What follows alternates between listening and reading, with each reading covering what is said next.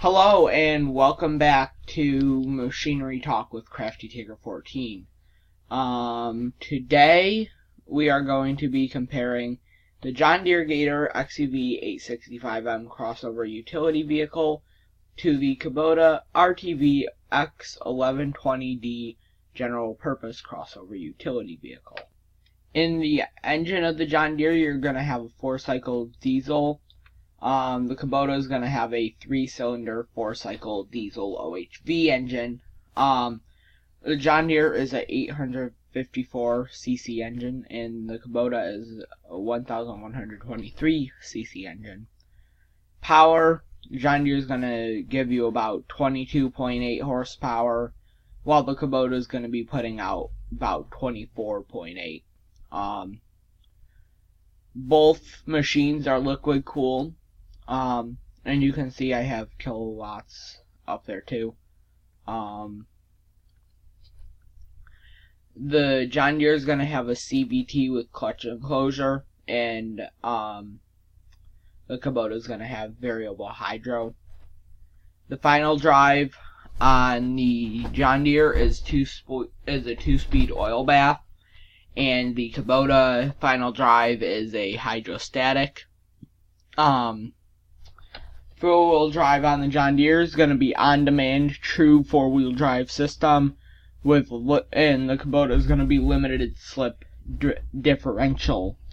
There is traction assist on the John Deere. It's positive locking, mechanically actuated, and the John Deere doesn't include descent control, and I don't know about the Kubota because there's no information provided there. You can see a lot of information here. The John Deere's gonna go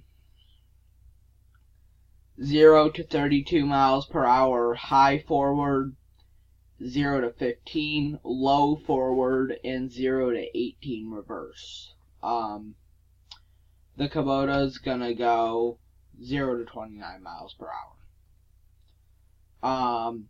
The front suspension on the John Deere is fully independent dual A-arm with adjustable coils, 7.9 inches of travel. The Kubota is going to be independent dual A-arms with adjustable spring preload. Now, rear suspension, John Deere is going to have fully independent dual A-arm with adjustable coils. And sway bar, 9.1 inches of travel. And the Kubota is just going to have an independent coil over shock. Let me scroll down a little. John Deere is going to have front and rear hydraulic disc brakes with twin piston front calipers, and the Kubota is going to have wet disc brakes. The park brake on the John Deere is driveline internal wet multi-disc foot operated hand release. And the Kubota is going to be rear wheel hand operated. The John Deere, you can get 26 by 9 to 12 Ankla MT aggressive terrain, or 25 by 9 to 12 Terrahawk AT all-terrain, or 27 by 9 R14 Maxxis Bighorn Radials extreme terrain. And the Kubota is just going to have your normal 25 by 10 to 12 6-ply. Same with rear tires in the Kubota, and the rear tires for the John Deere are the same as well. Dimensions and capacities. The John Deere is going to have an 84.5 inch wheelbase, and the Kubota is going to have an 80.5 inch wheelbase. Dry, the John Deere is going to be 1,793 pounds, and the Kubota is going to be 2,061 pounds. So the Kubota is quite a bit heftier than the John Deere. The John Deere is 127 inches long, and the Kubota is 122.5 inches long. The John Deere is 63.7 inches wide, little over 5 feet. And the Kubota is 63.2 inches wide. The John Deere is 78 inches tall, and the Kubota is 79.5 inches tall. I'm not really going to go over tread centers because that doesn't really matter. but ground clearance, the John Deere is going to be sitting about 11.2 inches off the ground, while the Kubota is going to be sitting 11 inches off the ground. The John Deere holds 11.2 gallons of diesel, and the Kubota only holds 7.9 gallons. The cargo box on the John Deere is going to be 45 by 12 by 52, and the cargo box on the Kubota is going to be 40.5 by 57.7 by 11.2.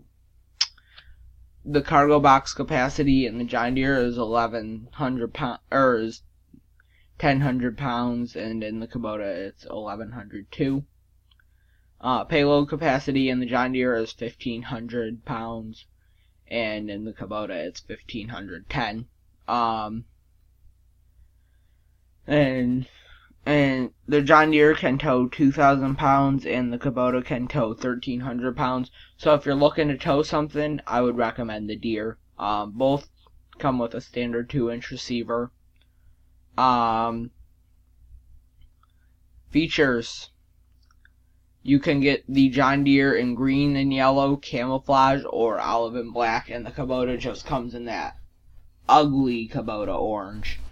Power steering is base, no, but it's standard for the M&R trim, and power steering is included on the hydrostatic models of the Kubota. Then the John Deere's going to have I'm not going to really go over this, but instrumentation: the John Deere has a digital display with a system diagnostic light, speed, RPM, four-wheel drive indicator, fuel level, coolant temperature, hour meter, miles, park brake light, glow plug indicator. The Kubota is going to have a bright with large, easy-to-read indicators. This digital meter cluster keeps you informed of all critical driving conditions, including speed, hours, and miles traveled. An overheat alarm, light, and audio helps prevent engine damage. The John Deere is going to have 4 cup holders, 2 additional for cab units, in-dash, under-seat, 56.69 liter glove box. Anything else I need to know? Optional under hood. And the Kubota is just going to have dash and under-seat storage. The John Deere is going to come standard with bench seats, but you can purchase it with bucket seats, and the Kubota comes with a split bench seat. The John Deere has halogen single beam LED high and low beam for 835 hours, but we're doing the XUV865M, so that doesn't matter for us. And no information provided on the Kubota. We don't have the date collected, but the John Deere is manufactured in the U.S. Hope you liked this video. Expect more. I'm pretty sure I will have a video out on Wednesday. It'll probably be about 20 minutes long. So just expect that. And I will see you guys next time.